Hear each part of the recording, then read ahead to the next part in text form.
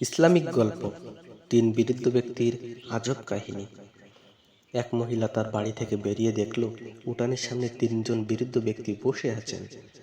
তিনি তাদের কাউকে চিনতে পারলেন না, তাই বললেন, আমি আপনাদের কাউকে চিনতে পারলাম না, কিন্তু আপনারা হয়তো ক্ষুধার্ত, আপনারা ভেতরে আসুন, আমি আপনাদের খাওয়ার ব্যবস্থা করছি।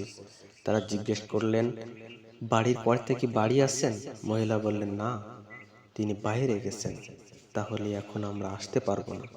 সন্ধ্যায় যখন বাড়ির কর্তা বাড়ি ফিরবে তখন আসব। তখন তিনি বললেন, যাও, তাদের বলো যে আমি বাড়ি ফিরেছি এবং তাদের ঘরে আসার জন্য আমন্ত্রণ জানাও। মহিলা বাইরে গিয়ে বললেন এবং তাদের ভেতরে আসতে বললেন, কিন্তু তারা বলল, আমরা এভাবে যেতে পারি না। মহিলা জিজ্ঞেস করলেন, কিন্তু কেন? আবার কি সমস্যা? বৃদ্ধ লোকদের মধ্যে একজন বললেন, আমাদের মধ্যে একজনের নাম সম্পদ, আর একজনের নাম সাফল্য, আর একজনের নাম ভালোবাসা। এখন আপনি ভেতরে গিয়ে সিদ্ধান্ত নিন, আমাদের কাকে ভেতরে আপনি আসতে দিবেন।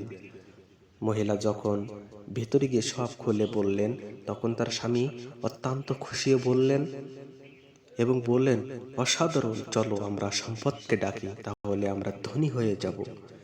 তার স্ত্রী এতে সম্মতি দিলেন না, না, আমার মনে হয় আমাদের সাফল্যকে ডাকা উচিত। তাদের মেয়ে ঘরের অন্য প্রান্তে বসে শুনছিল।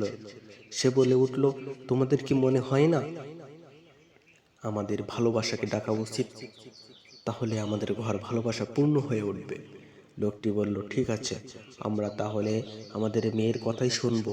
তুমি বাইরে যাও এবং ভালোবাসাকে আমাদের অতিথি হিসেবে ডেকে নিয়ে এসো। মহিলা বাইরে গেলেন এবং বললেন, আপনাদের মধ্যে ভালোবাসা কার নাম? অনুগ্রহ করে তিনি ভেতরে আসুন, আপনি আমাদের আজ অতিথি। ভালোবাসার নামের বিরুদ্ধে উঠে দাঁড়ালেন এবং বাড়ির দিকে হাঁটতে শুরু করলেন।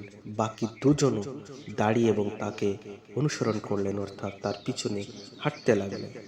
মহিলাটি এতে ভীষণ অবাক হয়ে গেলেন এবং বললেন, আমি তো শুধু ভালোবাসার নামে বিরুদ্ধকে ভেতরে আসার আমন্ত্রণ জানাচ্ছি, আপনারা কেন তার সাথে আসছেন? বিরুদ্ধ লোকেরা বলল, আপনি যদি আজ সম্পদ আর সাফল্যকে আমন্ত্রণ করতেন তবে আমাদের বাকি দুজনই বাইরে থাকতো, কিন্তু আপনি যত ভালোবাসাকে আমন্ত্রণ জানিয়েছেন, সে যেখানে যায় আমরা দুজনও সেখানে যাই। বন্ধুরা, যেখানে ভালোবাসা থাকে সেখানে সম্পদ ও সাফল্য থাকে। ইসলাম